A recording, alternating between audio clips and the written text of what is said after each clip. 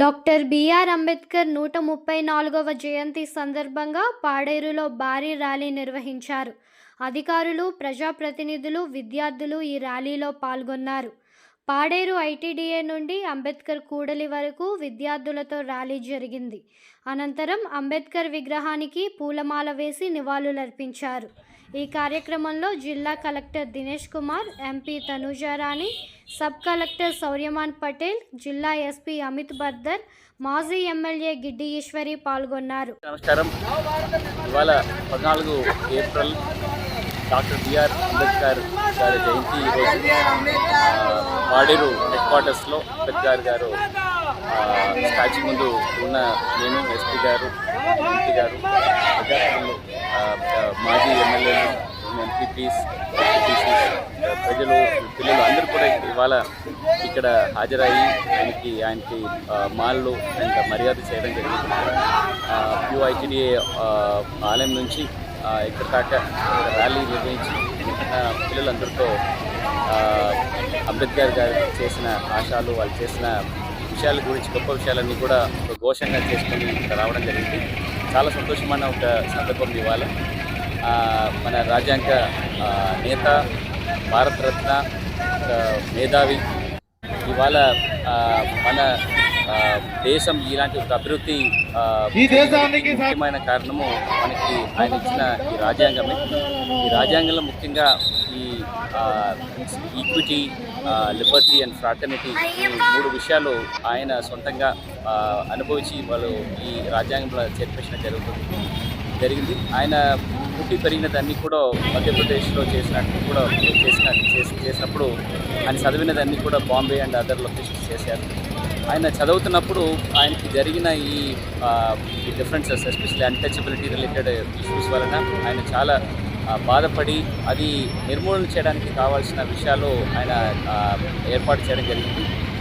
స్వతంత్ర పోరాటంలో తర్వాత మనం దేశం స్వతంత్రం తర్వాత కూడా ఈ ఒక రాజ్యాంగ నేపథ్యంగా ఇది తీసుకురావాలని కోసము ఆయన చేసిన డిబేట్స్ అన్నీ కూడా మనం తెలుస్తుంది. ఈ రాజ్యాంగంలో ఈ విషయాలన్నీ కూడా చేసిన మాత్రం కాకుండా ఫస్ట్ లా మినిస్టర్గా కూడా ఆయన చేసిన మేధావితనం అండర్స్టాండ్ చేసి అప్పుడు ఉంటున్న పండిట్ జవహర్లాల్ నెహ్రూ గారు ఆయన నియమనం చేయడం జరిగింది. అప్పుడు కూడా చాలా విషయాలు దేశానికి చేయడం జరిగింది. ఇవాళ మన రాష్ట్రంలో ఎస్పెషల్లీ చూస్తే ఈ ITDS, integrated tribal development agencies ఒక సంస్థ మన రావడానికి కూడా ఏరియాస్లో ఇది ముఖ్యమైన ఒక లొకేషన్. ఈ ఐటీడీఎస్ తర్వాత మన అభివృద్ధి మరియు వివిధ వెల్ఫేర్ కార్యక్రమం ట్రైబల్స్కి చాలా చట్టంగా చేయాలి. ఈ సందర్భంలో బిఆర్ అంబేద్కర్ గారు ఆశయాల్లో మన ఎస్ఆర్ శంకరన్ గారు కూడా ముఖ్యమైన కాంట్రిబ్యూషన్ చేస్తున్నారు. ఇక్కడ పిల్లల నుంచి చదవడానికి కావాల్సిన ప్రతి ఒక్క సదుపాయాలు వివిధ గవర్నమెంట్ తీసుకురావడం జరిగింది. ఇప్పుడు ముఖ్యంగా గౌరవ ముఖ్యమంత్రి వర్యులు చంద్రబాబు నాయుడు గారు ఈ P4 అని ఒక కార్యక్రమం తీసుకొచ్చేసి ఎక్కడెక్కడ బడుగు బలిగిన వర్గాలు ఉన్నాయో వాళ్ళని ఆదుకోవడానికి ఎవరెవరు ఈ సమాజంలో బాగున్న వాళ్ళు రావాలని మంచి పాలసీ ఖచ్చితంగా ఇలాంటి వెనకబడిన లోపల ప్రాంతంలో ఉన్న వాళ్ళందరూ అభివృద్ధి కార్యక్రమం వల్ల పాలసీ వల్ల ఖచ్చితంగా బాధ్యత ఇక్కడ పాలన చేసిన ప్రతి ఒక్క అధికారులకి, ప్రజాప్రతినిధులకి, ప్రజలకి అందరికీ చేసుకొని ఖచ్చితంగా ఆయన ఇచ్చిన ఆశయాలన్నీ కూడా ముందుకు తీసుకువెళ్లాల్సిన బాధ్యత యువతులకి, విద్యార్థులకి చెప్పి ఈ దేశాన్ని, ఈ రాష్ట్రాన్ని ఖచ్చితంగా ఒక అభివృద్ధి చెందిన దేశంగా, ప్రాంతంగా ఈ సందర్భంగా మేము చెప్పుకొని ఈ హాజరైన ప్రతి ఒక్కరికి కూడా జై భీమ్ చెప్పుకొని ఈ అంబేద్కర్ జయంతి శుభాకాంక్షలు అందరికీ.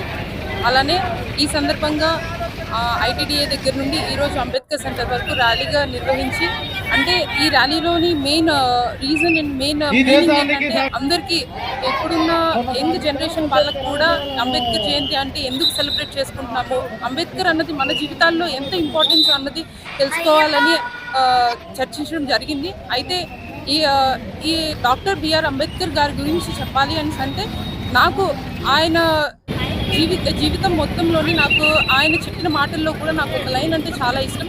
ఒక కమ్యూనిటీ డెవలప్ అయ్యింది అని అంటే ఆ కమ్యూనిటీలోని women empowerment and women development జరిగితేనే ఆ కమ్యూనిటీలోని డెవలప్మెంట్ జరిగింది అని చెప్పి ఆయన బలంగా నమ్ముతారు. ఆ విషయం నాకు చాలా బాగా నచ్చిన విషయం. ఎందుకు అని అంటే ఆయన ఉమెన్ ఎంపవర్మెంట్ గురించి కూడా చాలా రకంగా ముందుకు తీసుకుని వచ్చారు. అదేవిధంగా ఈరోజు మేము గిరిజన ప్రాంతంలో పెరిగి గిరిజనులుగా గుర్తింపబడి ఇంత చదువుకొని ఈరోజు నేను ఈ స్థానంలో ఉన్నాను అంటే దానికి main reason doctor BR Ambedkar గారు. కాబట్టి ఆయన జయంతిని మనము జయంతిగా ఒక్కరోజు జరుపుకుంటే అయిపోయేది కాదు, జీవితాంతం గుర్తుంచుకొని ఆయనకి ఆ గ్రాటిట్యూడ్ కూడా అనేసి ఇక్కడికి వచ్చేసిన ప్రతి ఒక్కరికి తెలియజేయడం జరిగింది.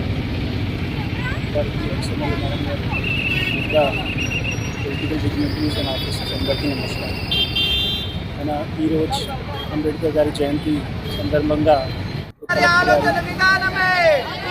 డైరెక్షన్స్లో ఈ ర్యాలీ కండక్ట్ చేయడం జరిగిన ముఖ్యమైన ఈ ఏఎస్ఆర్ జిల్లాలో అంబేద్కర్ గారి తరఫున మనకి కాన్స్టిట్యూషన్లో ప్రజెంట్ చేసిన హక్కులు రైట్ టు లైఫ్ మాత్రమే ఏఎస్ఆర్ జిల్లాలో కొద్దిగా ఎక్కువగా ఆలోచించిన విషయం. రైట్ టు లైఫ్లో మన రైట్ టు హెల్త్ కూడా వస్తున్నాయి. ఈ ప్రాంతంలో గాంజాయి ముందు జరిగిన ఆ కారణంతో భారత రాష్ట్రంలో అన్ని చోట్ల యంగ్ పర్సన్స్ గాంజాయి అడిక్ట్గా అయిపోయారు. సో ఇంతకుముందు జరిగిన సమస్యని నెక్స్ట్ ఇయర్ ఖచ్చితంగా మనకి పూర్తిగా ఈ గాంజాయి కల్టివేషన్ ఏమైనా ఏరియాస్లో జరిగిన దీన్ని 100%గా శూన్య చేసి మనకి ముందుగా తీసుకువెళ్ళాల్సిన బాధ్యత. ఈ సంవత్సరంలో గత సంవత్సరం లాస్ట్ 5 years 6 yearsలో జరిగిన దీన్ని ఆల్మోస్ట్ లెస్ దెన్ 10% వరకు తీసుకొచ్చేసాం. ఖచ్చితంగా ప్రజలు సపోర్ట్ అండ్ అడ్మినిస్ట్రేషన్ తరఫున జరిగిన ఎఫర్ట్స్తో ఈ లక్ష్యాన్ని మనకి 100%గా అచీవ్ చేయాలి. సో దీనికి ఈరోజు ఖచ్చితంగా మీడియా బంధువులు ఈ విషయంలో కూడా కొన్ని రాసి ప్రజలని అవగాహన చేయొచ్చు. జై భీమ్, జై హింద్. ఈరోజు డాక్టర్ బిఆర్ అంబేద్కర్ గారి యొక్క జయంతి రోజున పాడేరు నియోజకవర్గంలో పాడేరు ప్రధాన పట్టణంలో అంబేద్కర్ గారి యొక్క స్టాచ్యూ దగ్గర గౌరవనీయులైనటువంటి మా ప్రీతమ అధికారి కలెక్టర్ గారి యొక్క ఆధ్వర్యంలో, అదేవిధంగా ఎస్పీ గారు, సబ్ కలెక్టర్ గారు, ఎంపీ గారు, ప్రజాప్రతినిధులు, ప్రజలు అందరి యొక్క భాగస్వామ్యంతో ఈ కార్యక్రమంలో పాల్గొన్నందుకు ముందుగా హృదయపూర్వక ధన్యవాదాలు. అలాగే ఎందరో మహానుభావులు, వారిలో ప్రముఖ మహానుభావులైనటువంటి డాక్టర్ బిఆర్ అంబేద్కర్ గారి యొక్క జయంతిని ఈరోజు ఇంత ఘనంగా మేము నిర్వహించుకుంటున్నాం. నిజంగా ఈరోజు దేశంలో ఉన్నటువంటి బడుగు బలహీన వర్గ దళిత గిరిజన ఆదివాసీలందరికీ కూడా అంబేద్కర్ గారి యొక్క జయంతి రోజున శుభాకాంక్షలు తెలియజేస్తూ, ఈరోజు ఆదివాసీలం నిజంగా రాజ్యాంగంలో ఆ రోజు ఉన్నటువంటి పరిస్థితిలో ఏదైతే అంటరాని తనముందో దానిలో భాగంగా గిరిజనుల్ని హరిజనుల్ని కూడా చాలా అంటరాని వారిగా చూసే క్రమంలో మా ఆరాధ్య దైవం డాక్టర్ బిఆర్ అంబేద్కర్ గారు రాజ్యాంగంలో పొందుపరిచినటువంటి 5th షెడ్యూల్ 6th షెడ్యూల్లో మాకు ఇచ్చినటువంటి రాజ్యాంగపరమైనటువంటి హక్కులని, చట్టాలని ఈరోజు మేము అనుభవిస్తున్నామంటే అది నిజంగా మేమంతా ఈ జాతిలో పుట్టినందుకు మేమంతా గర్విస్తున్నాం. ఖచ్చితంగా వారు కోరినటువంటి ఆశయాల లక్ష్యాలు ప్రజాస్వామ్యాన్ని కాపాడాలి, డెమోక్రసీని కాపాడుకున్నప్పుడు ఖచ్చితంగా ప్రజలు సుభిక్షంగా ఉంటాం. ఈ బడుగు బలహీన దళిత గిరిజన హరిజన ఆదివాసీలందరికీ కూడా సమానంగా హక్కులు చట్టాలు కాపాడుకోగలుగుతాం. వీటన్నిటిని చేయాలంటే ప్రస్తుతం ఉన్నటువంటి ప్రభుత్వాలతో పాటు ప్రజలు కూడా భాగస్వామ్యమై మన ప్రజాస్వామ్యాన్ని మనం పరిరక్షించుకుందామని ప్రతి ఒక్కరికి నేను తెలియజేస్తూ వారి యొక్క ఆశయ లక్ష్యాలని మనం పాటిద్దామని చెప్పి మరొక్కసారి తెలియజేస్తూ అందరికీ హృదయపూర్వక ధన్యవాదాలు. Thank you.